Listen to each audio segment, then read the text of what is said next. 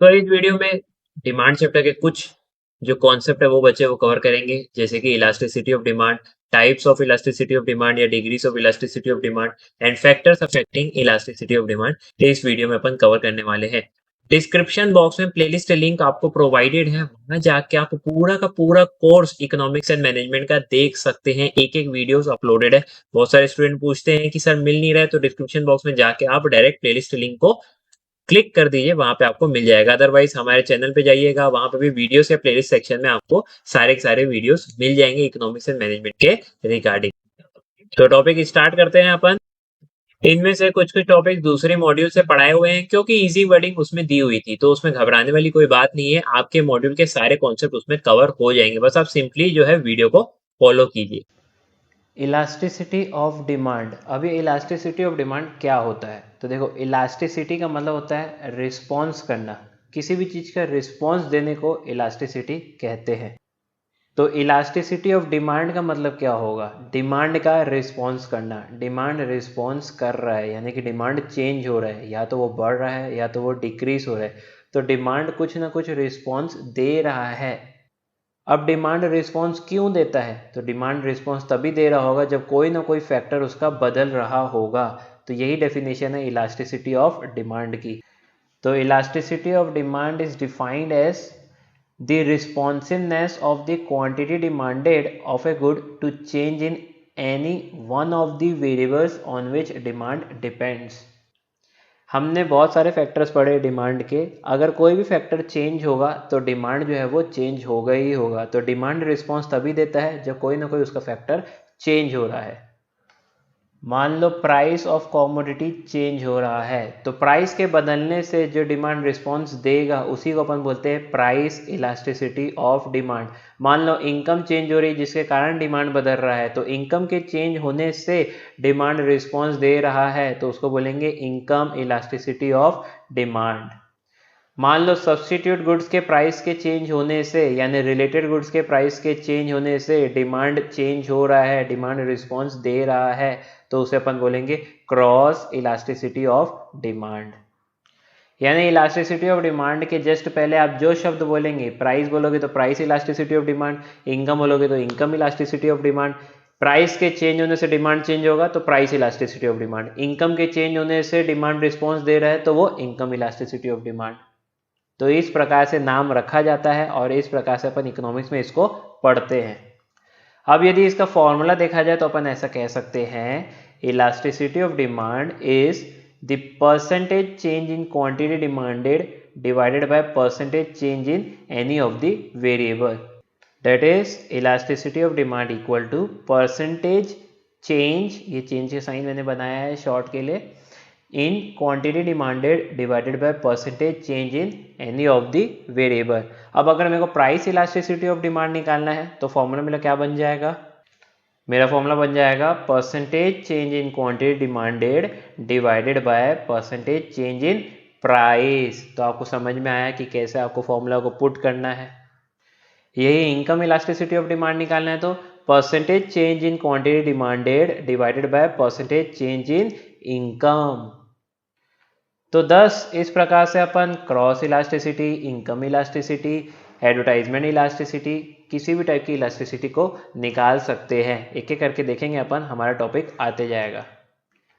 अब एक चीज को मद्देनजर रखेंगे कि जब भी हम बात करते हैं इलास्टिसिटी ऑफ डिमांड की, तो जब तक कोई दूसरा पॉइंट नहीं दिया हो स्पेसिफिकली, तो हम बात करते हैं प्राइस इलास्टिसिटी ऑफ डिमांड की। यानी कि एज्यूम किया जाता है कि जब भी मैं बात कर रहा हूँ इलास्टिसिटी ऑफ डिमांड की, तो हम बात कर रहे हैं प्राइस इलास्टिसिटी ऑफ डिमांड की। अनटिल एंड अनलेस कुछ और अगर दिया हुआ है तो अलग बात है। अगर उसने स्पेसिफिकली लिख दिया कि इनकम इलास्टिसिटी ऑफ डिमांड निकालो या क्रॉस इलास्टिसिटी ऑफ डिमांड निकालो, तो बात अलग है। जब तक क्वेश्चन साइलेंट है तो ये एज्यूम किया जाता है इलास्टिसिटी ऑफ डिमांड मतलब प्राइस इलास्टिसिटी ऑफ डिमांड। तो अब बढ़ते हैं अपन आगे। सबसे पहले पढ़ते हैं अपन प्राइस इलास्टिसिटी। तो अपन ये समझ चुके हैं, बस एक बार देखना है। प्राइस इलास्टिसिटी ऑफ डिमांड और कुछ भी नहीं होता है, बल्कि क्या होता है, percentage change in quantity demanded divided by percentage change in price. That is response of quantity demanded of a good to a change in its price खुद की प्राइस के चेंज होने से डिमांड कैसे रिएक्ट कर रहा है, उसी को अपन कहते हैं प्राइस इलास्टिसिटी ऑफ डिमांड। तो ऐसे तो इलास्टिसिटी को निकालने के लिए अलग अलग मेथड है। तो हम जो पहला मेथड पढ़े वो है परसेंटेज मेथड, क्योंकि अपन इसमें परसेंटेज का इस्तेमाल करते हुए इलास्टिसिटी ऑफ डिमांड को निकाल रहे हैं। अलग अलग मेथड भी हो सकते हैं, यहाँ पे अपन कौन सा मेथड पढ़ रहे हैं, परसेंटेज मेथड। अब अगर मैं percentage change in quantity demanded को लिखना चाहूँ तो क्या मैं ऐसा लिख सकता हूँ, change in quantity divided by original quantity into 100, यानी क्वांटिटी में जो चेंज आया डिवाइडेड बाय ओरिजिनल क्वांटिटी जो पहले पुरानी क्वांटिटी थी इनटू 100 करूंगा तो मेरे को मिल जाएगा percentage change in quantity demanded. उसी प्रकार मैं अगर परसेंटेज चेंज इन प्राइस निकालना चाहूँ तो चेंज इन प्राइस, प्राइस में जो चेंज आया divided by original price into 100, यदि मैं ऐसा करता हूँ तो मुझे मिल जाएगा परसेंटेज चेंज इन प्राइस। तो इस प्रकार ये 100 और 100 जो है वो कट जाएगा और हमें क्या मिलेगा, change in quantity divided by original quantity into original price divided by change in price. इसी को अगर मैं सिंबॉलिकली एक्सप्रेस करूं तो चेंज इन क्वांटिटी की जगह मैं लिख सकता हूं चेंज इन क्यू, ऐसा ओरिजिनल क्वांटिटी की जगह मैं लिख सकता हूं Q0, ओरिजिनल प्राइस की जगह मैं लिख सकता हूं P0 और चेंज इन प्राइस की जगह मैं लिख सकता हूं चेंज इन प्राइस। कुछ इस प्रकार मैं इसको लिख सकता हूं। अगर मैं इसको थोड़ा और अच्छे से जमाना चाहूँ तो change in Q divided by change in P, बस इसको यहाँ से यहाँ लिख दिया, और into P0 divided by Q0। 0 represent करता है ओरिजिनल प्राइस या ओरिजिनल क्वांटिटी को। तो सिंबॉलिकली इसको ऐसे एक्सप्रेस किया जा सकता है और इसी को ही बोलते हैं प्रोपोर्शनेट मेथड। इसी को क्या बोलते हैं, proportionate method. Change in quantity divided by change in price into original price divided by original quantity, इसी को अपन क्या कहते हैं, प्रोपोर्शनेट मेथड। तो आपने देखा कैसे परसेंटेज मेथड से हमने कन्वर्ट कर दिया इसको प्रोपोर्शनेट मेथड में। चलो तो एक एग्जांपल देख लेते हैं। The price of commodity decreases from 6 to 4, यानी प्राइस पहले की कितनी थी 6 रुपये और अब कितनी हो गई है 4 रुपये की। तो ओल्ड प्राइस अगर देखा जाए P0 है हमारा 6 और चेंज इन प्राइस देखा जाए, चेंज इन प्राइस देखा जाए तो होगा 4 माइनस 6 डेट इज माइनस 2 रुपये। 2 रुपये का चेंज इसमें आया है।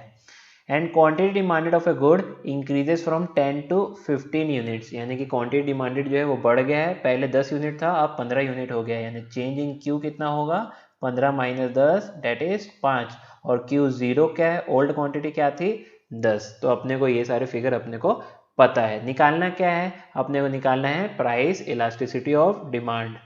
तो प्राइस इलास्टिसिटी क्या है, चेंज इन Q डेट is 5 divided by Q0 into change in into P0 डेट इज 6 रुपये divided by change in P। अगर इसको सॉल्व करोगे तो हमें मिल जाएगा -1.5। अभी जो नेगेटिव साइन है ये हमको एक्चुअल में क्या शो करता है, हमें ये शो करता है कि प्राइस और डिमांड के बीच में नेगेटिव रिलेशन है, डेट इज इनवर्स रिलेशन है। यदि प्राइस ऊपर जा रहा है तो डिमांड नीचे आएगा, या प्राइस नीचे जा रहा है तो डिमांड ऊपर आएगा। यही चीज नेगेटिव साइन शो करता है। यदि इसको प्रॉपर तरह से रीड किया जाए तो -1.5 क्या दिखाता है, माइनस साइन दिखाता है कि दोनों के बीच में इनडायरेक्ट रिलेशन है, प्राइस और डिमांड के बीच।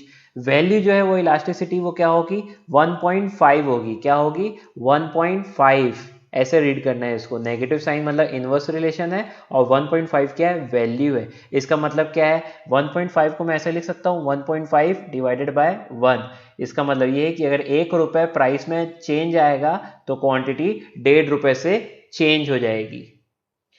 1 रुपये का चेंज आएगा प्राइस में तो क्वांटिटी 1.5 रुपये से चेंज हो जाएगी। ये इससे हमें पता चलता है। और नेगेटिव साइन से ये पता चलता है कि अगर प्राइस बढ़ेगा तो क्वांटिटी गिरेगी और अगर प्राइस गिरेगा तो क्वांटिटी बढ़ेगी।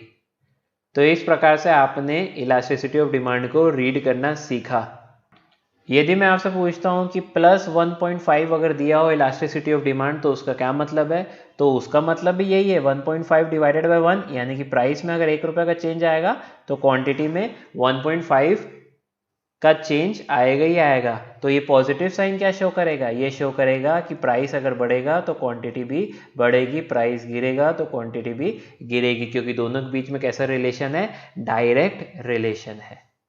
तो इस प्रकार से नेगेटिव 1.5 हो या पॉजिटिव 1.5 हो, इलास्टिसिटी ऑफ डिमांड की वैल्यू 1.5 ही मानी जाएगी। बस नेगेटिव साइन इनवर्स रिलेशन बताएगा प्राइस और डिमांड के बीच, और पॉजिटिव साइन प्राइस और क्वांटिटी डिमांडेड के बीच पॉजिटिव रिलेशन बताएगा, डेट इज डायरेक्ट रिलेशन बताएगा। तो एक और क्वेश्चन देख लेते हैं। A 5% fall in the price of the good leads to a 15% rise in its demand. Determine the elasticity. तो दोनों का ही वैल्यू जो है परसेंटेज में ऑलरेडी दिया हुआ है, तो इसको परसेंटेज मेथड से बना देते हैं। Percentage change in quantity demanded divided by percentage change in its price, that is 15% divided by 5%, value आ गई क्या 3। यानी इलास्टिसिटी ऑफ डिमांड क्या है 3 है। 3 को कैसे रीड करते हैं 3 डिवाइडेड बाय 1, यानी कि अगर प्राइस में 1% का चेंज आएगा तो क्वांटिटी डिमांडेड में 3% का चेंज आ जाएगा। अब बढ़ते हैं अपन आगे। तो स्टार्ट करते हैं अपन अब इनकम इलास्टिसिटी ऑफ डिमांड। ये इनकम इलास्टिसिटी ऑफ डिमांड क्या होता है? इलास्टिसिटी यानी कि रिस्पॉन्स देना।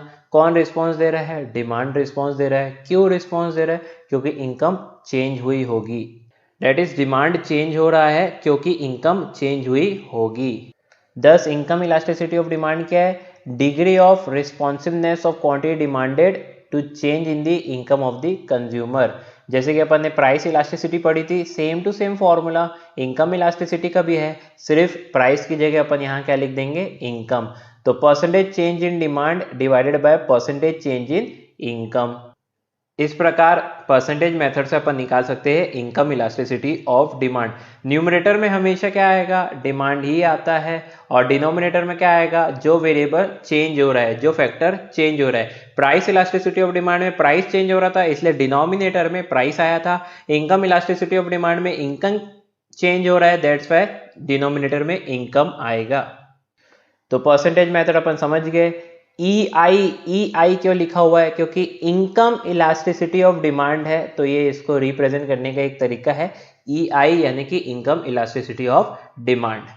फिर अपन ने प्रोपोर्शनेट मेथड से प्राइस इलास्टिसिटी ऑफ डिमांड निकाला था लास्ट वीडियो में, वैसे ही इनकम इलास्टिसिटी ऑफ डिमांड भी अपन निकाल सकते हैं प्रोपोर्शनेट मेथड से। इसका फॉर्मूला ये रहा। अगेन फॉर्मूला जो है वो पूरा सेम है, फॉर्मूले में कोई अंतर नहीं है, बस जहां जहां P था वहां Y लिख दो, Y यानी कि इनकम। तो प्राइस इलास्टिसिटी ऑफ डिमांड का फॉर्मूला था change in Q divided by Q0, वैसे यहाँ पे भी है change in Q divided by Q0 into P0 divided by change in P, वैसे यहाँ पे भी फॉर्मूला है Y0 divided by change in Y। तो इस प्रकार से अपन ने इनकम इलास्टिसिटी ऑफ डिमांड का परसेंटेज मेथड से भी निकालना सीख गया और प्रोपोर्शनेट मेथड से भी निकालना अपन ने सीख लिया है। अब पढ़ते हैं अपन क्रॉस इलास्टिसिटी ऑफ डिमांड क्या होता है। देखो मेजॉरिटी ऑफ द स्टूडेंट ये क्वेश्चन जो है, ये टॉपिक जो है वो गलत समझते हैं, प्लस इसको गलत बना के आते भी हैं, तो इस पर थोड़ा आपको ध्यान देना पड़ेगा कि इसका एक्चुअल मीनिंग क्या है। क्रॉस इलास्टिसिटी ऑफ डिमांड का मतलब होता है कि डिमांड रिस्पॉन्स दे रहा है। क्यों दे रहा है? क्योंकि उसके रिलेटेड गुड्स का जो प्राइस है वो चेंज हो गया है। तो यहाँ पे ध्यान रखेंगे कि हम क्वांटिटी डिमांडेड देखेंगे पहले गुड का, और जबकि प्राइस देखेंगे दूसरे गुड की। इस बात को हमेशा याद रखना। क्या बोला मैंने? क्वांटिटी डिमांडेड देखेंगे पहले गुड का, प्राइस देखेंगे दूसरे गुड्स की। इसको याद रखना, क्वांटिटी और प्राइस दोनों सेम गुड की मत देख लेना। तो क्वांटिटी अगर देखेंगे अपन X की, तो प्राइस अपन देखेंगे गुड Y की। डेट इज, देखो रीड करो, a change in the demand for one good in response to a change in the price of another good represent cross elasticity of demand। बस इस बात का यदि आप ध्यान रखेंगे कि क्वांटिटी मेरे को X कमोडिटी की देखनी है और प्राइस मेरे को Y कमोडिटी की देखनी है, तो मेरे से आंसर गलत नहीं बनेगा। तो देखो income cross elasticity of demand, cross elasticity of demand अपन देख रहे हैं, तो क्रॉस इलास्टिसिटी ऑफ डिमांड को अपन EC से रिप्रेजेंट कर सकते हैं। तो इसका फॉर्मूला क्या है? Change in quantity of commodity X divided by old quantity यानी original quantity of commodity X। ठीक है, फिर उसके बाद अपन इनटू में क्या लिखते थे? प्राइस लिखते थे, ओल्ड प्राइस, लेकिन यहाँ पे ओल्ड प्राइस लिखना किसका? Y कमोडिटी का, और डिवाइड करना change in price, change in price को डिवाइड करना वो भी किसका? Y कमोडिटी का। तो इस बात को आप ध्यान रखेंगे। तो मैंने क्वांटिटी देखी है दोनों साइड, x की और मैंने प्राइस देखा है दोनों साइड y का। फॉर्मूला सेम टू सेम है जो अपन already price elasticity of demand में पढ़ चुके हैं। तो चलो इसका एक क्वेश्चन देख लेते हैं जिससे आपका माइंड पूरी तरह से क्लियर हो जाएगा। तो इस क्वेश्चन को गौर से पढ़ेंगे और फिर अपन इसका आंसर निकालेंगे। The price of 1 kg of T is 30 रुपये। प्राइस ऑफ टी दिया हुआ है 1 kg का 30 रुपये। At this price 5 kg of T is demanded, यानी इस प्राइस में 5 किलो टी जो है वो डिमांड की जा रही है। Price of coffee rises from 25 to 35 per KG. Coffee का प्राइस चेंज हो रहा है, पहले 25 था अब 35 हो गया, यानी 10 रुपए का चेंज आ गया कॉफी के प्राइस में। The quantity demanded of tea rises from 5 to 8 kg। Coffee महंगी हो गई तो उसका इफेक्ट पड़ा है क्वांटिटी डिमांडेड ऑफ टी में, यानी कि टी की डिमांड ज्यादा की जा रही है। पहले 5 kg की जा रही थी जो कि अपन ने यहाँ देखा ही था, और अब 8 kg की जा रही है। अब क्वेश्चन क्या पूछा है, find out the cross price elasticity of T, यानी कि टी की क्वांटिटी कैसे रिएक्ट कर रही है, टी की डिमांड कैसे चेंज हो रही है कॉफी के प्राइस के बदलने से। यानी कि हम क्वांटिटी देखेंगे टी का जबकि प्राइस देखेंगे अपन कॉफी का। Change in quantity of T देखो, 8 kg अब मांग रहे हैं, पहले 5 kg मांगते थे तो अपन ने 8 - 5 लिख दिया, ठीक है। तो चेंज इन QX आ गया है, डिवाइडेड बाय Q0 करना है मेरे को। तो Q0 क्या है, पहले टी कितनी डिमांड की जाती थी, तो 5 kg डिमांड की जाती थी, तो यहाँ पे मैंने 5 kg लिख दिया है। इनटू करना है P0 यानी price of Y, that is coffee को देखना है, कॉफी की प्राइस। तो कॉफी की प्राइस पहले कितनी थी 25, तो यहाँ पे हमने लिख दिया क्या 25। अब देखना है चेंज इन PY, यानी कि कॉफी की प्राइस में कितना चेंज आया। तो अब 35 रुपए की हो गई है, पहले 25 रुपए की थी, तो 10 रुपए का चेंज आ गया है। अब इसको सॉल्व करोगे तो आपकी इलास्टिसिटी आ गई 1.5। इसकी इलास्टिसिटी आ गई है 1.5। सो इलास्टिसिटी ऑफ डिमांड हमें मिल गया है पॉजिटिव 1.5। पॉजिटिव मैंने बता दिया है जब प्राइस और क्वांटिटी के बीच में पॉजिटिव रिलेशन हो, यानी कि दोनों सेम डायरेक्शन में मूव कर रहे हो तो पॉजिटिव आता है। और 1.5 जो है हमारी इलास्टिसिटी है।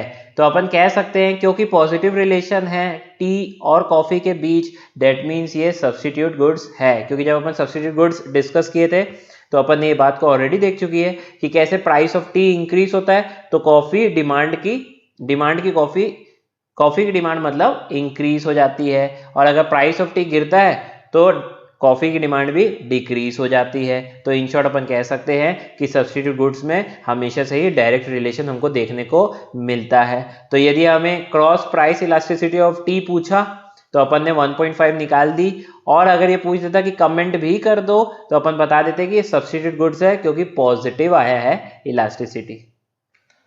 नेक्स्ट टॉपिक देखते हैं अपन, एडवर्टाइजमेंट इलास्टिसिटी ऑफ डिमांड, यानी डिमांड रिस्पॉन्स कर रहा है। क्यों? क्योंकि एडवर्टाइजमेंट में आपने जो खर्चा है उसमें चेंज लाया है, या तो आपने खर्चे को बढ़ा दिया या तो आपने खर्चे को घटा दिया है। That is responsiveness of a goods demand to change in firms spending on advertising. Advertisement elasticity इसलिए निकालते हैं ये चेक करने से के लिए कि एडवर्टाइजमेंट इंक्रीज अपन कर रहे हैं तो उसका इफेक्ट डिमांड पे कितना बढ़ रहा है। मान लो एडवर्टाइजमेंट में खर्चा हम बढ़ाते जा रहे हैं और डिमांड बढ़ ही नहीं रहा है तो कोई मतलब नहीं है एडवर्टाइजमेंट करने का। और अगर मैं मान लो एडवर्टाइजमेंट थोड़ी कर रहा हूँ और डिमांड बहुत तेजी से बढ़ रहा है तो और खर्चा हमको करना चाहिए। क्यों? क्योंकि इलास्टिसिटी बहुत ज़्यादा हाई है, थोड़ा भी एडवर्टाइजमेंट करने से रिस्पॉन्स बहुत तगड़ा मिल रहा है। इसीलिए कंपनी जो है वो एडवर्टाइजमेंट इलास्टिसिटी निकालती है ये चेक करने के लिए कि एडवर्टाइजमेंट का कितना असर पड़ रहा है प्रोडक्ट की डिमांड पे। 10 एडवर्टाइजमेंट कैंपेन कितना इफेक्टिव है, कितनी न्यू सेल्स करवा के दे रहा है, इसको चेक करने के लिए हम एडवर्टाइजमेंट इलास्टिसिटी ऑफ डिमांड निकालते हैं। फॉर्मूला सेम टू सेम है, परसेंटेज मेथड से चलेंगे तो इलास्टिसिटी निकालने के लिए percentage change in demand divided by percentage change in spending on advertising. Same to same formula है, फॉर्मूले में कुछ अंतर नहीं है, सेम फॉर्मूला है। बस मैंने बताया ना, न्यूमरेटर में हमेशा डिमांड लिखना और डिनोमिनेटर में जो वेरिएबल चेंज हो रहा है जिसको अपन स्टडी कर रहे हैं वो आप लिख देना। यदि प्रोपोर्शनेट मेथड से भी अगर हम निकालेंगे तो सेम टू सेम आएगा, change in quantity demanded divided by old quantity into old advertisement का खर्चा divided by change in advertisement का खर्चा। चेंज इन एडवर्टाइजमेंट का खर्चा मान लेते पहले एक्सपेंडिचर करते थे हम 1 लाख और अब अपन 1.5 लाख जो है वो एडवर्टाइजमेंट में खर्चा करते हैं, तो चेंज इन एडवर्टाइजमेंट निकल गया 1.5 lakh minus 1 lakh that is 50,000। तो देखो परसेंटेज मेथड और प्रोपोर्शनल मेथड सबके सेम है, बस कहीं पे आपको प्राइस लिखना है, कहीं पे आपको इनकम लिखना है, कहीं पे आपको एडवर्टाइजमेंट लिखना है। तो न्यूमरेटर में हमेशा जो है वो डिमांड आएगा और डिनोमिनेटर में हमेशा ही क्या आता है, जो वेरिएबल में चेंज आ रहे हैं वो आ रहा है। तो इस प्रकार से हमारा एडवर्टाइजमेंट इलास्टिसिटी ऑफ डिमांड भी खत्म हुआ। अब स्टार्ट करते हैं अपन degrees of elasticities of demand, या इसी को बोल सकते हैं अपन various kinds of price elasticity of demand. यानी अलग अलग काइंड्स ऑफ इलास्टिसिटी को अपन देखने वाले हैं, उसका मीनिंग समझने वाले, उनकी वैल्यू को अपन समझने वाले हैं। इलास्टिसिटी का परसेंटेज वाला फॉर्मूला अपन को मद्देनजर रखते हुए चलना है, उसी को बेस बना के अपन चलेंगे तो ही इसका अपन अच्छा से समझ पाएंगे मीनिंग। तो फॉर्मूला क्या था, percentage change in quantity demanded divided by percentage change in price. मान लेते हैं कि परसेंटेज चेंज इन प्राइस आया है 10%, यानी प्राइस में 10% का चेंज आया है, लेकिन क्वांटिटी डिमांड में चेंज 0 आया है। तो इलास्टिसिटी की वैल्यू क्या होगी, 0 डिवाइड बाय 10 डेट इज 0। तो इसे अपन क्या कहते हैं, इलास्टिसिटी की वैल्यू क्या है, 0 है, या इसी को अपन बोलते हैं परफेक्टली इन इलास्टिक, यानी कि प्राइस ऊपर जाए या नीचे जाए डिमांड में कोई अंतर नहीं आ रहा है, पहले जितनी डिमांड थी उतनी ही डिमांड अभी भी है। मेडिसिन के केस में अपन ऐसा देख सकते हैं, मान लेते हैं आप ब्लड प्रेशर की गोली खाते हैं डेली एक, तो आप एक ही खाएंगे, चाहे प्राइस मेडिसिन का डबल हो जाए, ट्रिपल हो जाए, या फिर प्राइस आधा भी क्यों ना हो जाए, 50% डिस्काउंट में भी क्यों ना मिल जाए, पर देन ऑल्सो आप जो है मेडिसिन का जो इनटेक है वो उतना ही रखने वाले हैं, वो इंक्रीज नहीं करने वाले। तो इसमें अपन ने देखा कि प्राइस के चेंज होने से क्वांटिटी डिमांड जो है वो कॉन्स्टेंट है, वो सेम टू सेम है और उसमें कोई भी चेंज नहीं आ रहा है, दैट्स वाई इलास्टिसिटी की वैल्यू वहाँ पे आएगी 0। नेक्स्ट वैल्यू देखते हैं अपन, मान लेते हैं क्वांटिटी डिमांड में चेंज आया है 5% का और प्राइस में चेंज आया है 10% का। अब अगर इसकी वैल्यू निकालेंगे तो 5 डिवाइड बाय 10 डेट इज 0.5, ये 0 से ज़्यादा है लेकिन 1 से कम है, इसी को बोलते हैं क्या, इलास्टिसिटी। 0 से तो ज़्यादा है लेकिन 1 से कम है, इसी को अपन कहते हैं इन इलास्टिक। इसको अपन क्या कह सकते हैं, इन इलास्टिक, यानी कि क्वांटिटी डिमांड में अंतर तो आ रहा है, फर्क तो आ रहा है, लेकिन प्राइस के मुकाबले कम आ रहा है। नेक्स्ट वैल्यू देखते हैं इलास्टिसिटी इक्वल टू 1। अब इलास्टिसिटी इक्वल टू 1 कब आएगी, जब क्वांटिटी डिमांड में चेंज जितना आ रहा है उतना ही चेंज प्राइस में भी है, इसी को अपन बोलते हैं यूनिटरी इलास्टिक या फिर यूनिट इलास्टिसिटी। एग्जाम्पल देख लो, प्राइस 10% से चेंज हुआ है जिसके कारण क्वांटिटी डिमांड में भी 10% का चेंज आया। अब 10 डिवाइडेड बाय 10 करोगे तो इक्वल टू 1 आ जाएगा, तो इसको क्या बोल सकते हैं अपन, यूनिट इलास्टिसिटी या फिर यूनिटरी इलास्टिक। यहाँ ई की वैल्यू क्या होगी, इक्वल टू 1, डेट इज अपन कह सकते हैं कि प्राइस और क्वांटिटी डिमांडेड में सेम परसेंटेज का चेंज आया है। नेक्स्ट वैल्यू है ई मोर देन 1। अब ई मोर देन 1 कब आ सकता है, तो मान लेते हैं प्राइस में चेंज इस बार भी 10% का ही हुआ है, लेकिन क्वांटिटी डिमांड में चेंज आ गया है 20% का। यस, 20% का चेंज आ गया है, प्राइस 10% से चेंज हुआ लेकिन क्वांटिटी डिमांड में 20% का चेंज आ गया है। आप 20 डिवाइडेड बाय 10 करोगे तो इक्वल टू आएगा 2, डेट इज मोर देन 1, यानी कि डिमांड ज़्यादा चेंज हो रहा है प्राइस के चेंज के मुकाबले, इसी को अपन बोलते हैं इलास्टिक डिमांड। इसको अपन क्या बोलते हैं, इलास्टिक डिमांड, या मोर देन इलास्टिक भी इसको बोलते हैं, और इसकी वैल्यू क्या होती है, मोर देन 1। नेक्स्ट वैल्यू ले लेते हैं E इक्वल टू इन्फिनिटी। अब ये कैसे आ गया, मान लेते हैं एग्जांपल, क्वांटिटी डिमांड में चेंज आया 20% का, जबकि प्राइस में कोई चेंज नहीं आया है, प्राइस वैसा का वैसा ही है, प्राइस में कोई चेंजेस नहीं आया है। तो 20% डिवाइडेड बाय 0, एनी नंबर को आप डिवाइड कर दोगे 0 से तो आपको वैल्यू मिल जाएगी क्या, इन्फिनिटी। तो यहाँ पे इलास्टिसिटी की वैल्यू क्या आ जाएगी, इनफाइनाइट, इसी को बोलते हैं परफेक्टली इलास्टिक। इसको क्या बोलते हैं, परफेक्टली इलास्टिक। तो इसको सम अप ऐसे कर सकते हैं, E इक्वल टू 0, इसी को बोलते हैं परफेक्टली इन इलास्टिक, यानी डिमांड में कोई चेंज नहीं आ रहा है भले प्राइस में कितना भी चेंज आ रहा हो। फिर E less than 1, that is इसको बोलते हैं लेस देन इलास्टिक, या इसी को और दूसरा नाम है इन इलास्टिक, यानी कि डिमांड में चेंज तो आ रहा है लेकिन प्राइस के मुकाबले कम। मान लेते प्राइस 10% से चेंज हो रहा है तो डिमांड सिर्फ 5% से चेंज हो रहा है। देन है E इक्वल टू 1, इसी को यूनिट इलास्टिक भी बोलते हैं या यूनिटरी इलास्टिक भी बोलते हैं, यानी कि प्राइस में जितना चेंज आया उतना ही डिमांड में भी चेंज आया है। मान लेते प्राइस में 10% का चेंज आया तो डिमांड में भी 10% का चेंज आया है। देन E मोर देन 1, इसको इलास्टिक या फिर मोर देन इलास्टिक बोलते हैं। इसका मतलब ये है कि डिमांड में ज़्यादा चेंज आया है प्राइस के मुकाबले। मान लेते प्राइस अगर 10% से चेंज हुआ है तो डिमांड जो है वो 15% से चेंज हुआ है। एंड देन फाइनली क्या है, E इक्वल टू इन्फिनिटी, इसी को बोलते हैं परफेक्टली इलास्टिक, यानी कि डिमांड में कोई भी चेंजेस आए हैं लेकिन प्राइस कॉन्स्टेंट है। और किसी भी नंबर को डिवाइड कर दोगे 0 से तो आपको मिल जाएगा क्या, इन्फिनिटी। तो इस प्रकार ये खत्म हुआ degrees of elasticity of demand. एक बात का आप ध्यान रखेंगे, अगर वैल्यू आई -1.5 या आई पॉजिटिव 1.5, दोनों ही किस में आएंगे, दोनों ही मोर देन 1 में आएंगे। नेगेटिव साइन है इसलिए इसको लेस देन 1 में मत डाल देना।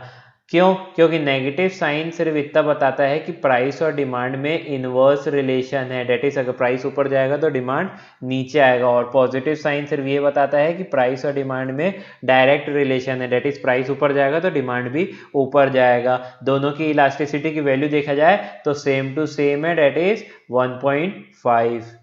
तो दोनों की वैल्यू रहेगी सेम, दोनों ही है इलास्टिक। तो इस बात का ध्यान रखना, नेगेटिव पॉजिटिव साइन से आप कंफ्यूज मत हो जाना। नेगेटिव और पॉजिटिव साइन सिर्फ और सिर्फ ये बताते हैं कि प्राइस और डिमांड के बीच में रिलेशन कैसा है, डायरेक्ट है या इनडायरेक्ट है।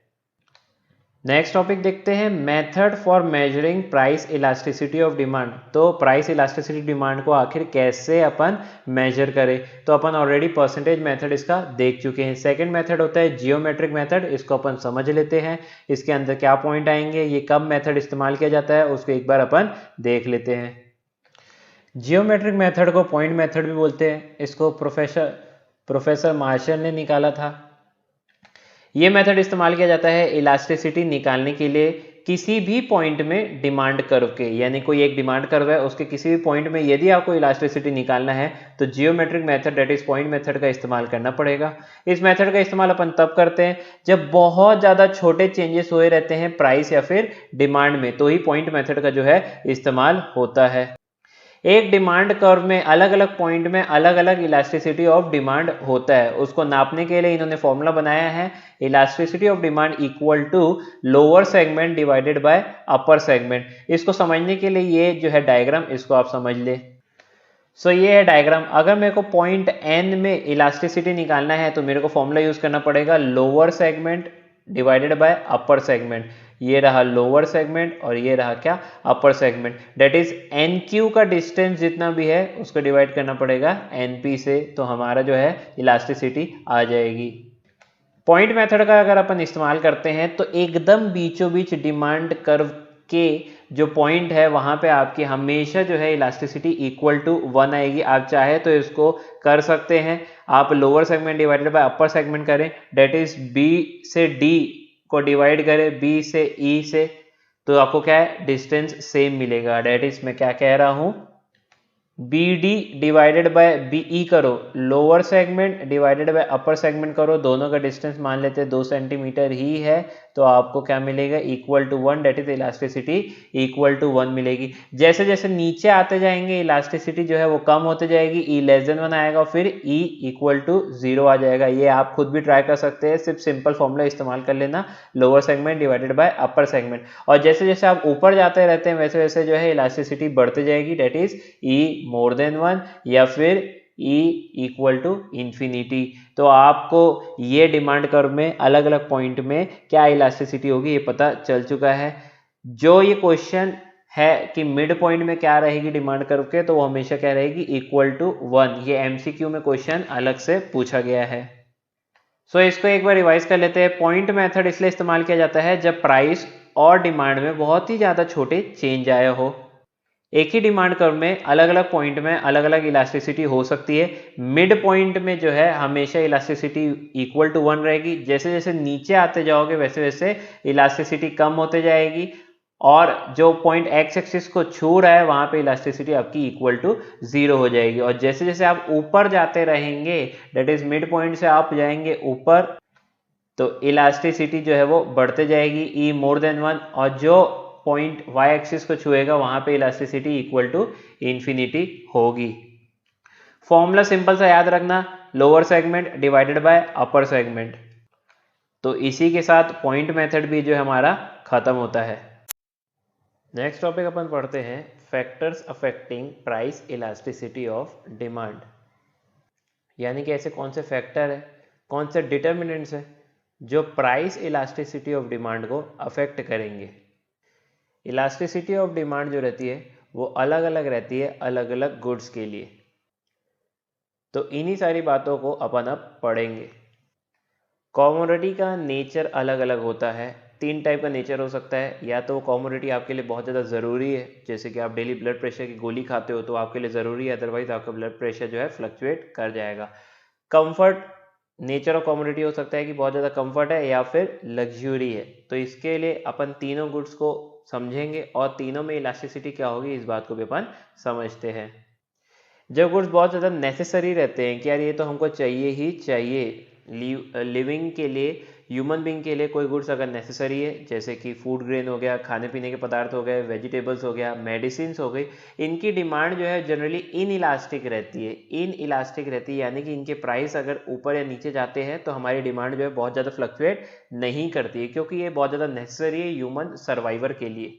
दस अपन कह सकते हैं कि इनकी डिमांड ज़्यादा फ्लक्चुएट नहीं होती है प्राइस के चेंज होने से। और जब ऐसा होता है तो अपन कह सकते हैं कि इसकी डिमांड कैसी है, इन इलास्टिक डिमांड है, यानी कि प्राइस के चेंज होने से बहुत ज़्यादा इफेक्ट नहीं करेगी। अब कोई गुड्स जो होते हैं वो कंफर्टेबल प्रोवाइड करते हैं हमको, कि हमें कंफर्ट जोन प्रोवाइड करते हैं, जैसे कि रेफ्रिजरेटर हो गया। अब देखो इसकी डिमांड जो जनरली इलास्टिक रहती है, क्यों? क्योंकि ये बहुत ज़्यादा नेसेसरी नहीं है, इसको अपन पोस्टपोन कर सकते हैं। आज अगर महंगी मिल रही है तो कोई बात नहीं, जब सस्ती होगी तब अपन खरीद लेंगे। देखा, तो इसकी डिमांड कैसी इलास्टिक है, जब इसकी प्राइस गिरेगी तो इसकी डिमांड बहुत तेजी से बढ़ती है। तो ये कैसे गुड्स होते हैं? ये ऐसे गुड्स होते हैं जिनकी डिमांड है इलास्टिक, क्योंकि लोग इसको पोस्टपोन कर सकते हैं। फिर एक कॉमोडिटी आती है जिसको बोलते हैं लग्जरी। लग्जरी यानी कि आपको इसकी ज़रूरत है ही नहीं, सिर्फ आप अपने लिए परचेस कर रहे हैं। इसको अपन कह सकते हैं कि जो आपको ज़्यादा कंफर्ट प्रोवाइड कर रही है। ये सिर्फ कंफर्टेबल गुड्स नहीं है, ये लग्जरियस गुड्स है, जैसे कि एसी हो गया। एसी नहीं भी होगा तो भी उससे काम चल जाता है, इसीलिए इसकी डिमांड क्या रहती है, ज़्यादा इलास्टिक रहती है। तो आपने बोला कि अरे कंफर्ट गुड्स की भी डिमांड जो इलास्टिक रहती है, हाँ, लग्जरी गुड्स की भी डिमांड इलास्टिक रहेगी और वो भी कंफर्ट गुड्स से ज़्यादा रहती है। कुल मिला के मैं ये कह सकता हूँ ओवरऑल कि जैसे गुड्स ज़्यादा नेसेसरी है तो उसकी डिमांड इन इलास्टिक होगी, अगर कंफर्ट है तो उसकी डिमांड इलास्टिक होगी, और अगर लग्जरी है तो उसकी डिमांड और ज़्यादा इलास्टिक होगी। यानी कि अगर आप अपनी कंजम्पशन को पोस्टपोन नहीं कर सकते तो डिमांड इन इलास्टिक, अगर पोस्टपोन कर सकते हो तो डिमांड इलास्टिक। सेकेंड पॉइंट है अवेलेबिलिटी ऑफ सब्सटीट्यूट। अभी देखो कोको कोला के प्राइस बढ़ गए बहुत ज़्यादा, या पेप्सी के प्राइस बढ़ गए बहुत ज़्यादा, तो आप पेप्सी पीना एकदम से बंद कर दोगे। क्यों? क्योंकि आपको लगेगा कि यार कोको कोला उससे ज़्यादा सस्ती मिल रही है, तो फिर अपन ज़बरदस्ती इतना महंगा क्यों खरीदे। क्यों? जब ज़्यादा सब्सटीट्यूट अवेलेबल रहते हैं मार्केट में तो हमेशा उस प्रोडक्ट की डिमांड जो रहती है वो बहुत ज़्यादा इलास्टिक रहती है। कारण ये है कि अगर उसमें छोटे से भी चेंज आए, स्मॉल चेंज भी आते हैं प्राइस में, तो बायर क्या करेगा, उसका सब्सटीट्यूट परचेस करना स्टार्ट कर देगा। जैसे कि अगर पेप्सी के प्राइस थोड़े भी बढ़ जाते हैं तो आप कोको कोला खरीदना स्टार्ट कर दोगे। क्यों? क्योंकि आपको पता है कि सब्सटीट्यूट अवेलेबल है, तो जबरदस्ती महंगे में क्यों खरीदे। तो इन शॉर्ट अपन कह सकते हैं अगर गुड्स के सब्सटीट्यूट अवेलेबल है तो ज़्यादा इलास्टिक, और अगर सब्सटीट्यूट अवेलेबल नहीं है, ऐसा कोई गुड है जिसकी सब्सटीट्यूट अवेलेबल नहीं है, जैसे कि नमक, अब उसके सब्सटीट्यूट अवेलेबल नहीं है तो अगर उसके प्राइस थोड़े अगर फ्लक्चुएट भी करते हैं तो भी उसकी डिमांड जो रहेगी वो इन इलास्टिक रहेगी। उसकी इलास्टिसिटी ऑफ डिमांड कैसी रहेगी? इन इलास्टिक रहेगी, यानी कि आप बहुत ज़्यादा चेंज करने की कोशिश नहीं करोगे क्योंकि सब्सटीट्यूट मार्केट में अवेलेबल नहीं है। नेक्स्ट पॉइंट है इनकम लेवल। देखो यदि आप बहुत ज़्यादा कमा रहे हो, आपके पास भयंकर ज़्यादा पैसा है, तो अगर कॉमोडिटी के प्राइस चेंज होते हैं, बढ़ते या घटते हैं, तो उसका इफेक्ट आपके ऊपर नहीं पड़ेगा। क्यों? क्योंकि आप बहुत ज़्यादा रिच हो तो आपके ऊपर इन्फ्लुएंस नहीं पड़ता है अगर प्राइस चेंज हो जाते हैं किसी भी गुड्स के, तो क्योंकि आप बहुत ज़्यादा कमा रहे हो तो आपको फ़र्क नहीं पड़ता है। पर यहीं अगर आप पुअर पीपल को देखोगे तो उनको बहुत ज़्यादा फ़र्क पड़ता है। अगर प्राइस चेंज होती है तो उनके डिमांड में भी चेंजेस आते हैं। तो एज अ रिजल्ट अपन कह सकते हैं कि जिसकी लोअर इनकम है, जो ऐसे ग्रुप को बिलोंग करते हैं जो कम पैसा कमा रहे हैं, उनकी डिमांड जो है वो ज़्यादा इलास्टिक है, क्योंकि प्राइस के चेंज होने से इनकी डिमांड में भी चेंजेस आते हैं। तो इन शॉर्ट में ऐसा कह सकता हूँ, अगर आप रईस हो तो प्राइस चेंज होने का आपके ऊपर कोई फर्क नहीं पड़ेगा, तो वहां पे इनइलास्टिक डिमांड रहेगी। और आप अगर पुअर हो तो आपकी जो डिमांड रहेगी वो हाईली इलास्टिक रहेगी, क्योंकि प्राइस के चेंज होने का आपको बहुत ज़्यादा फर्क पड़ता है।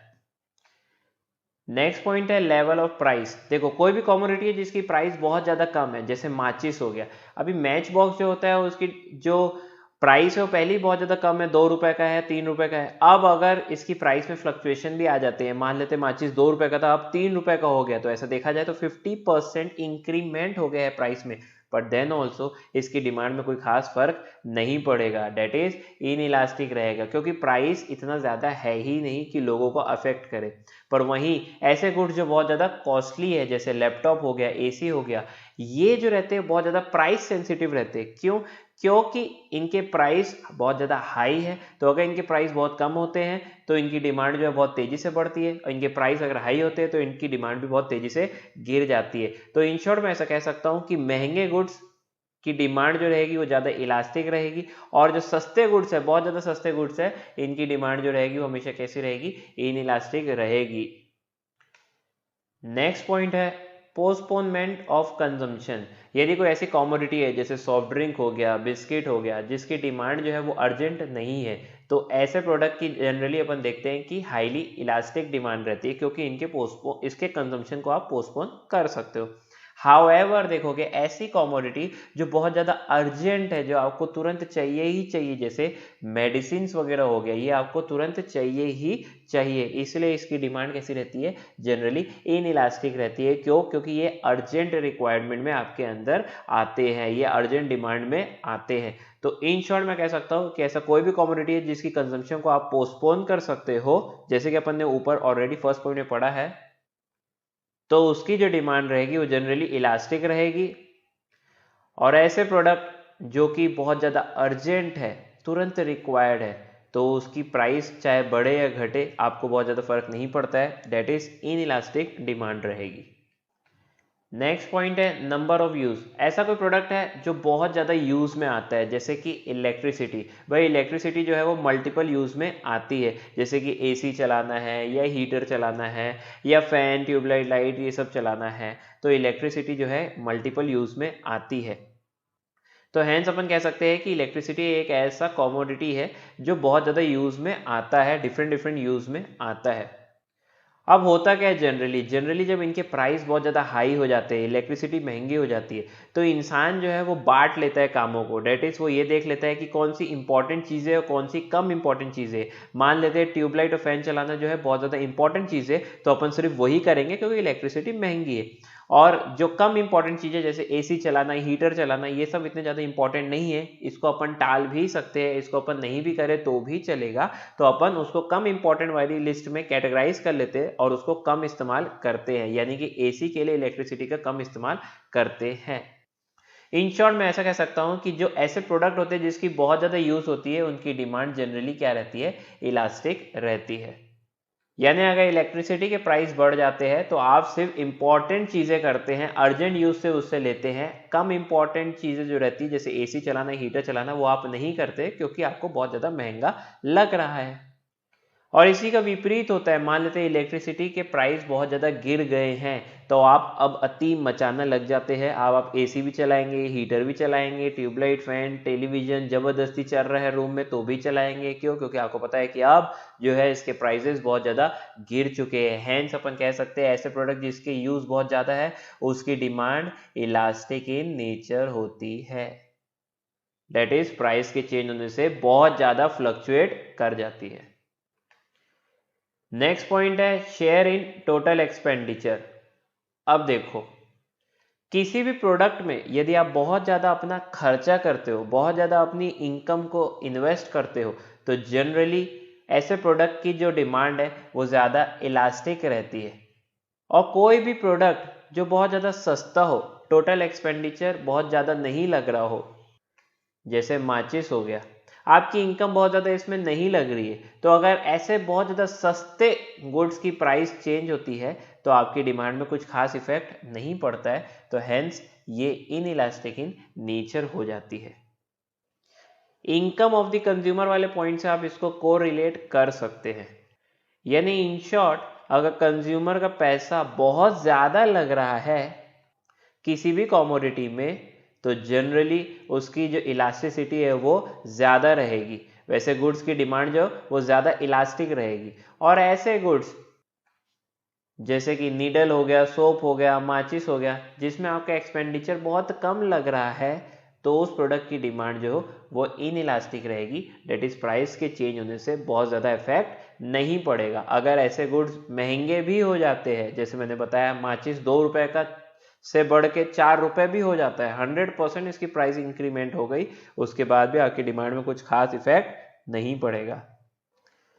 नेक्स्ट पॉइंट है time period. Elasticity of demand जो है वो डायरेक्टली वेरी करती है टाइम पीरियड के साथ। डिमांड जो है किसी भी कमोडिटी की जनरली इनइलास्टिक रहती है शॉर्ट पीरियड में, क्योंकि अचानक किसी प्रोडक्ट का प्राइस बढ़ गया तो आप एकदम से चेंज नहीं कर पाते हो, क्योंकि आपकी हैबिट ऑलरेडी बनी हुई है।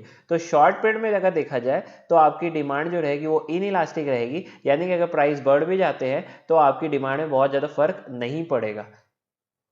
हालांकि बहुत ज़्यादा समय हो चुका है कमोडिटी के प्राइस को चेंज हुए तो आप अदर ऑल्टरनेटिव्स, अदर सब्स्टिट्यूट ढूंढने लग जाते हो। तो इन शॉर्ट अगर मैं कह सकता हूं कि लॉन्ग पीरियड में है आपकी डिमांड जो है वो ज़्यादा इलास्टिक हो जाती है, क्योंकि आप दूसरे सब्स्टिट्यूट ढूंढ लेते हैं। डेट इज अगर प्राइस बढ़ेगा तो आप दूसरे सब्स्टिट्यूट में कूद जाओगे, आपकी डिमांड प्राइस से ज़्यादा चेंज हो जाएगी।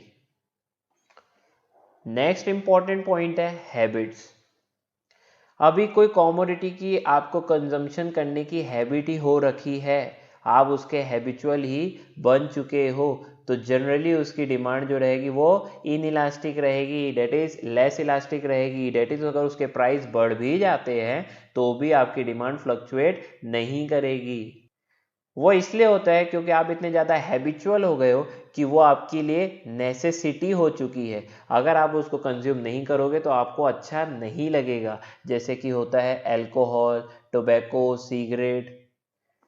तो ये सारे प्रोडक्ट की आपको लत लग चुकी है। अब अगर इसके प्राइस महंगे भी हो जाते हैं तो भी आपकी डिमांड बहुत ज़्यादा फ्लक्चुएट नहीं करेगी, क्योंकि आपकी बॉडी को इसकी हैबिट हो चुकी है।